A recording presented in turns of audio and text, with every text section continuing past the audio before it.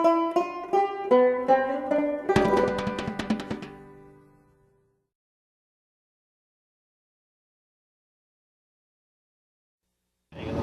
are headed to Willamette Valley Vineyards. I'm going to pick up some crush and some lees from the winemaker so that we can go back to the bakery and make some Pinot Noir Sourdough. It's a crisp autumn afternoon at Willamette Valley Vineyards. We are here to speak with Forest. He's the winemaker. And what I'm doing is I'm looking for a wine that's going to be, that has a front, a middle, and an end, that's got good acid balance, that's got good tannins, velvety tannins, okay? That's what's trying to happen. Now, there is some chemistry involved in this, too. The chemistry aspect is very important also, but I think there's a twofold thing. So what we do is we keep every lot separate that we bring in. So we may have one barrel in a lot, or there may be 30 barrels in a lot, but it's all one solid lot from one block that we're picking. Each little piece, each barrel set is like a tool in my doctor bag. And so my job is to take all these pieces that may not have a front, a middle, and end, silky tannins, and good acid balance. So all of them don't have all the pieces, but they have some of the pieces. My job is to put them together so that all the pieces are there, in balance. Interesting. And in harmony. Forrest was happy to offer samples of Pinot Noir and to give us a tour of the cellar. We tried Pinots from different lots on the vineyard and at different stages of the fermentation process. His Pinot Noir port was definitely the highlight. Just up the hill from the cellar is a large white tent. Inside we find huge containers of grapes and their juices, just beginning to ferment. This, oddly enough, is exactly what we came here for. The yeast on these very grapes will help produce Steve's Pinot Noir Sourdough Bread. During our visit, I noticed that this winemaker truly enjoys his work. His enthusiasm started rubbing off on us. The entire process felt wholesome in a way. No money was ever exchanged. We get the grapes that we need, and a few bottles of wine, and Forrest gets some bread in return. Let's head back to the bakery now and bake some bread.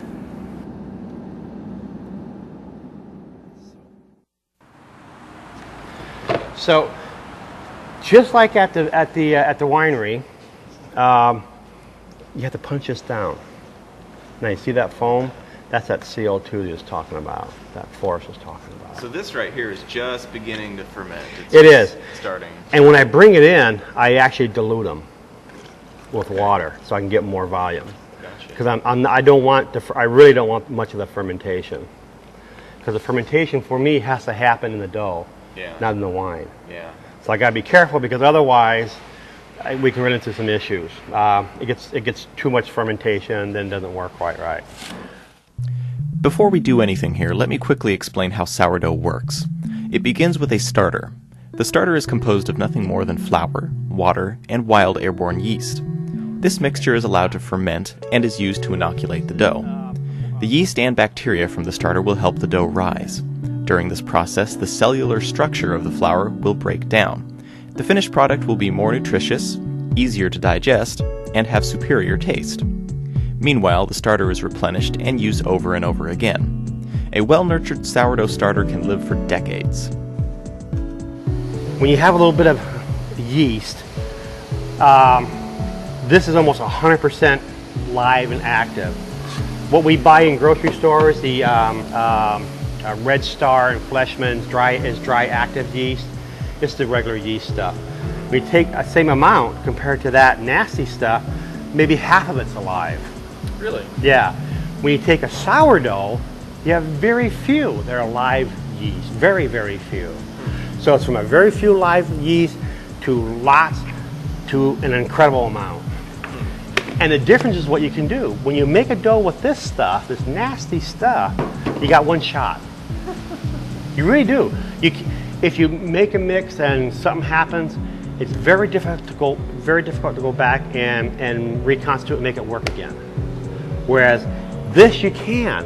If you're dry active, you can make a mistake, you can kind of fix it, you can kind of make it work again. Sourdough, add some water, let it sit, boom, you can do it again. It's Yeah. incredible. So And you've got the live yeasts that are working, and then if it sits longer, you've got more yeasts that will come alive. that will become alive. That's right, and grow and multiply. Because once that's what happens, yeast multiply and grow. That's what they do. Yeast is a fungus. First, the grapes are strained of their juices. Now, normally, this is the crush. This is the first part of the wine process. I started this because it occurred to me that there's a lot of stuff that gets thrown away when you're making wine, and that's the stuff that I can use to make a starter. Because all I'm after is basically is the juice, and there should be sugars in it, and there is some. But if I just have the juice alone, I can make all this happen. Stephen then mixes his starter with the Pinot Noir juice and flour. Put a smaller bowl on if we need to. We're going to let that go for a little bit. Our flour comes from 12 farm families out of Washington and here in Oregon. And they're known as the Columbia Plateau producers. This flour they call shepherd's grain flour. It's really nice. We actually stopped using organic flour for these guys because we think that this process and how they grow their wheat is actually better than what you find in organic. Also, to buy bulk organic wheat, the majority of it comes from Canada. And there again, we got a problem. I don't like to buy anything outside of my... We believe in local. Yeah. And to me, Canada, although they're close, I'd rather buy from somebody I know. We know these 12 farmers. We've been to their houses. We've met the families, and we've been on the combines with them and stuff. So we know them. They know us. They come down here. We go up there. We email. It's a great relationship. So we think it's better than organic. Yeah. Plus, the way these guys are growing it, they're finding more and more organic dirt and stuff in their soil. They're moving towards what we would officially call organic. After the dough rests, salt will then be added.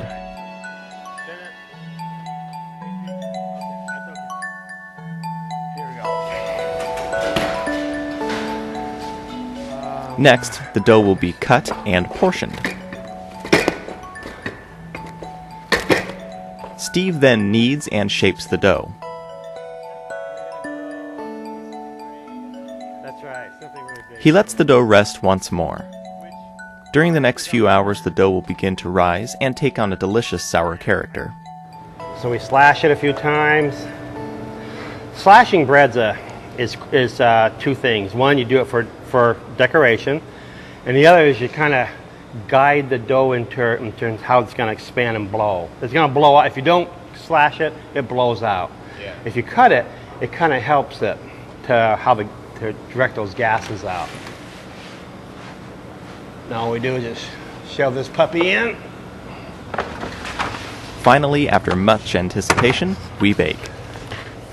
And the object is kind of like a good shuffleboard. When we do our flatbreads, you got to be really good at shuffleboard. Now this, we take our Pinot and we add blue cheese and walnut. And then just get your cuts on them.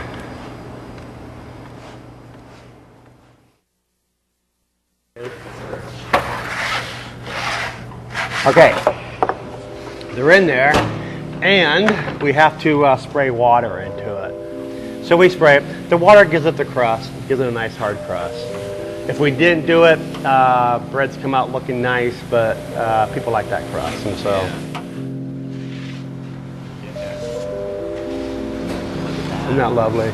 Isn't that nice?